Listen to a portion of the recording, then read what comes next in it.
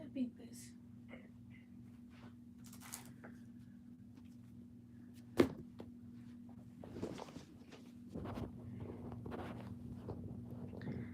Hi. Oh my god. It won't stay. There we go. And the dog knocks you over. Stop. Nacho. There we go. Go over here. Over here. Nacho. Come here. You're the one who came in here. Over here. No. Stay.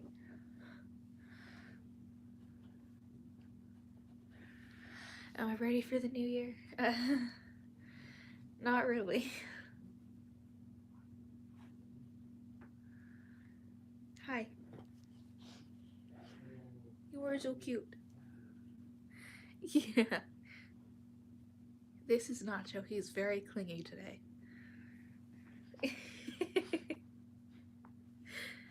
And apparently he's gonna be my little co-host for tonight. But the thing is, he gets in the way. No. Yes, hi. Stay over there.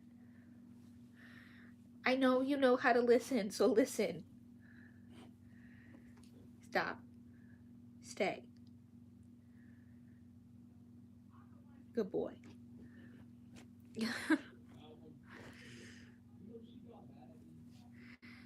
Is this live going to be the same thing? Same story, different chapter. Dude. Hi. Yes, come here.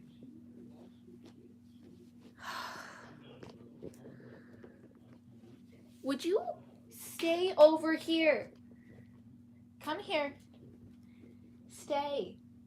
I don't know what has got you all worked up all of a sudden. Anyway, how's everyone's night going? Dude. Could you not? Could you not? Settle. Nacho, you are not the center of the world. You need to stop. Hope everyone's night is going well.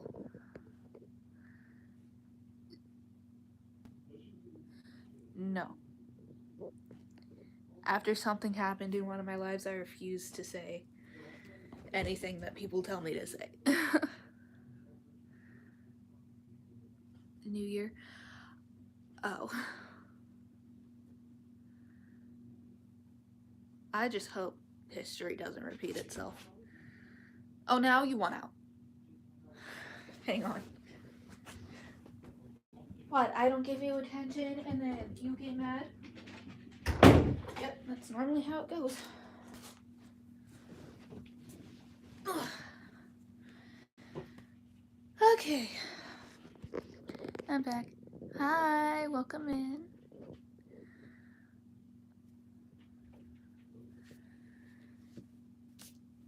I think we can get started. I still really want to hear you guys' thoughts and theories on this book and where you think it's going, especially since it is a series, apparently. I didn't mean to fleek that on myself. Moo, don't start being a menace. Good girl. Anyway.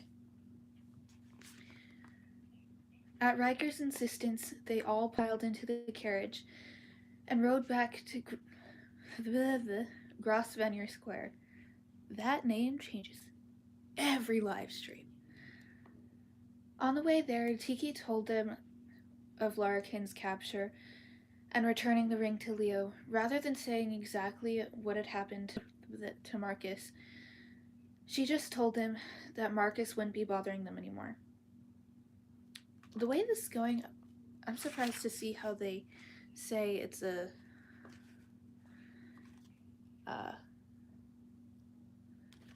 how they like basically what's the word? What is the word that I'm looking for? I don't know what the word I'm looking for is, so I'm gonna use hint that it's a series.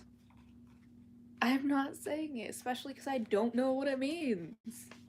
It could be bad for all I know. Seamus explained to Tiki how Prince Leo had stood on the steps watching Wrecker's carriage pull away. There was no way they could have jumped on the boot without being seen. Unable to follow him, they had returned to Charing Cross to await Tiki's return. It was there that they had found Clara fast asleep.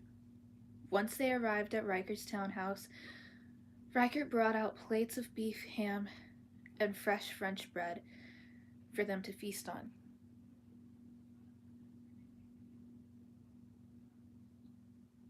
Yeah, exactly. That's what I thought. Stop it.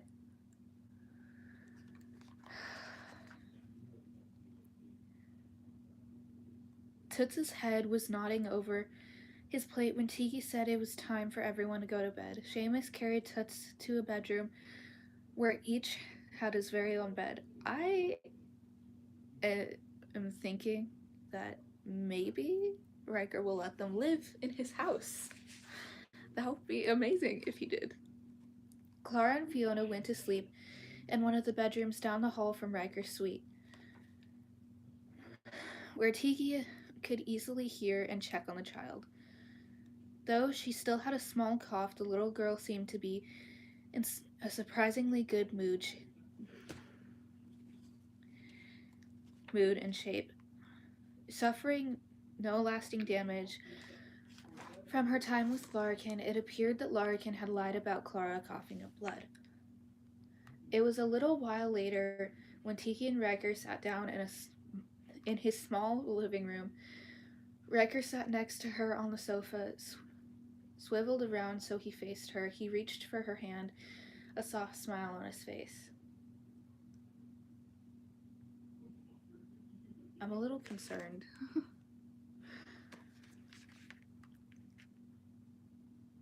Tiki, there's something I'd like to talk to you about. He cleared his throat, and for a second, Tiki got the impression that he was nervous. I'd like you and your family to be my house guests. His voice dropped as if he were suddenly unsure of himself. Until we can figure out something more permanent, of course. Hang on, tea break.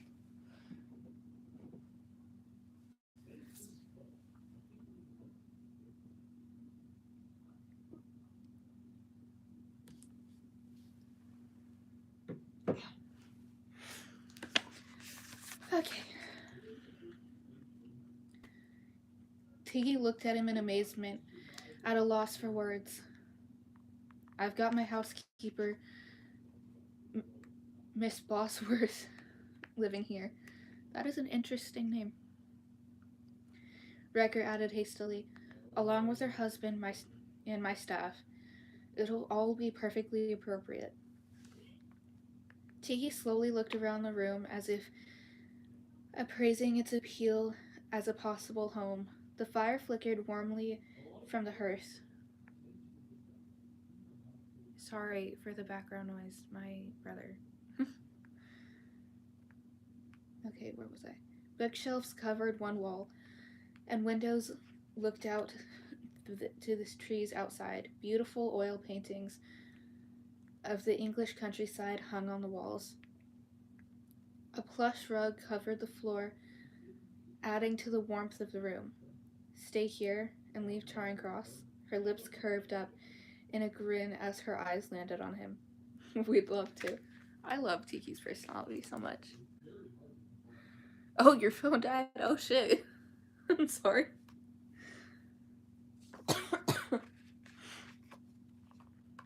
Riker laughed as his shoulders slumped with relief. Good, then it's settled. It was a short time later, after Tiki had gone and checked on Clara again, that she that she broached the subject uppermost on her mind. What did you mean when you said you were descended from...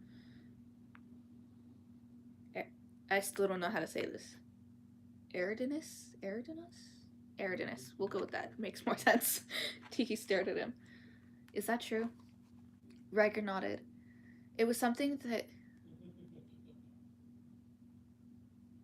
Kikirin revealed to me. It took me a minute. It's been a while since they mentioned him. Of course, at first I thought he was a complete lunatic, and I didn't really pay much attention to anything he said. But then I started noticing things. Faces I could see that others didn't.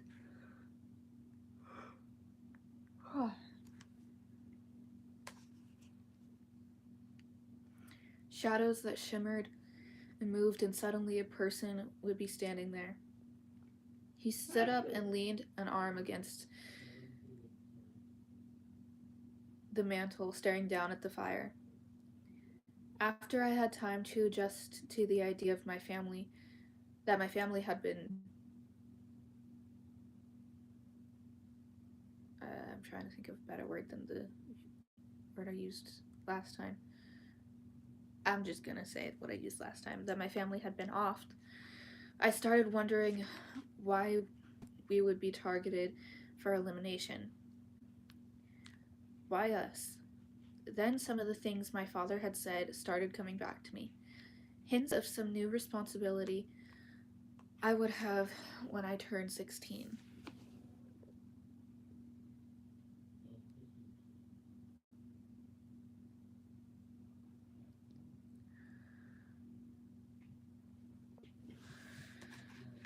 Anyway, he pushed off the mantle and turned to face Tiki, his back to the fire, his insistence that I carry a knife with an iron blade at all times. The hushed conversations with my mom that would stop when I entered the room. Your parents knew then? I'm sure of it now. Riker rolled his shoulders as if trying to ease the knots of tension. But there are still so many questions. He stared at her with shadowed eyes, his voice... I skipped a line, that's why it's confusing me. His voice soft. They encouraged, almost insisted that I become good chums with Leo as a child. Now I wonder if they didn't have some plan in mind from the beginning for me to safeguard the ring, or at least have access to it. He paced from the fireplace to the other side of the room. Tiki shifted her position so she could follow his path. You mean they knew this attack might be coming? Riker's words were hesitant at first, his eyes focused on the far wall as he tried to remember. I don't think they knew specifically what would happen, only that eventually something would occur. From what Kikirin said, the Sealy court has been waiting for Donegal to make a move. I think my parents knew of a war between the fairies, between the fairy court, and knew that it could eventually put us at risk. Tiki understood what Riker was saying about recognizing how some of the things she'd seen all of her life and not paid much attention to now took on a new meaning. And do you think Donegal will continue to hunt you? She asked softly. Riker heaved a sigh. I think she wants to eliminate me for the same reason he and Larkin offed the rest of my family. Because I carry the blood of Eridanus. I still have no idea how to say that. I'm a threat to him, a threat to his pursuit of the ring, of the truce. I suspect he wants to finish what Larkin didn't. A thread of fear trickled down Tiki's spine. How will you protect yourself? As Kikirin tried to do, there are others who stand guard over me. I'm not in this battle alone. His hand moved so fast it was nothing more than a blur. Before Tiki could blink, he held the iron dagger pointed at her. Oh, damn.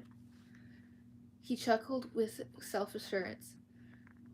Plus, there are some advantages to having the blood of a fairy king running in my veins. What? I don't think they explained who his father actually was, but hey. Wait, that's not his father. Someone in his bloodline.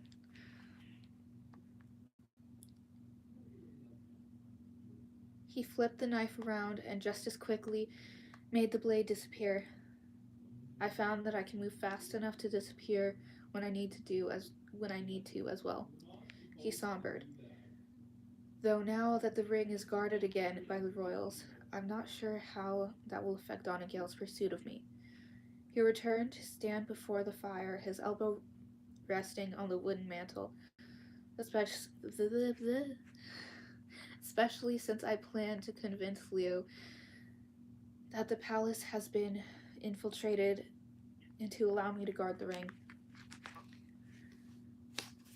The dark night sky slowly shifted to pink gray of dawn, yet neither of them wanted to rest, nor leave the company of the other, and the truths they were sharing. There were too many things to discuss, too many unanswered questions. How did you know the name of my birthmark, Annie Finney C? I might have completely butchered that. It was the first time Tiki had uttered the word out loud. She felt strangely familiar. They felt strangely familiar on her tongue. Was it Kikiran? Riker stepped closer and slid onto the sofa next to her, their knees touching. That is not a part that is relevant. He told me it was only a rumor. Tiki narrowed her eyes to shield her surprise. A rumor of what? That someone bearing the mark was hidden in London. Suddenly, every part of her was alert, hidden. That's what Larkin said, too. That's why Adarasa hid you in London. Her breath caught in her throat at the implications. Hidden from what? Riker reached for her hand and threaded his fingers through hers. He didn't say Teak. His words were gentle, as if he knew what a shock the information must be. Just that I should... What? That's why it's confusing me. It doesn't make sense. Did I skip a line?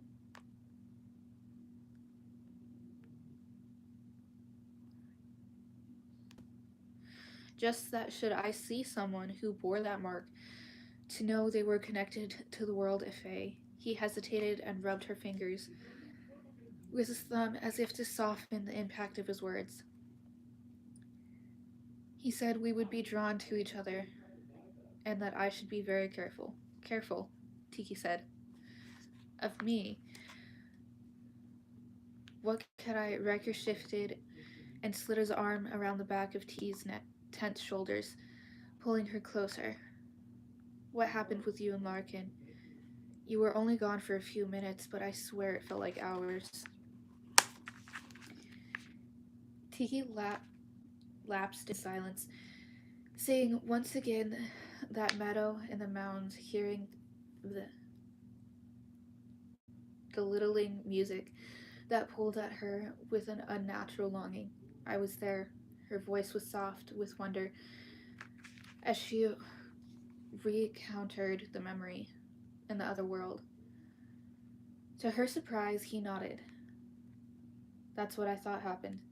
He peered closer at her, clearly intrigued. Do you know how you got there? Hang on. Tea break. This tea is really good. I haven't had that tea in years. Tastes a lot better now that I'm older, though. How am I doing? Oh, I'm doing pretty good. A little tired today, but that's okay. Anywho. Where was I?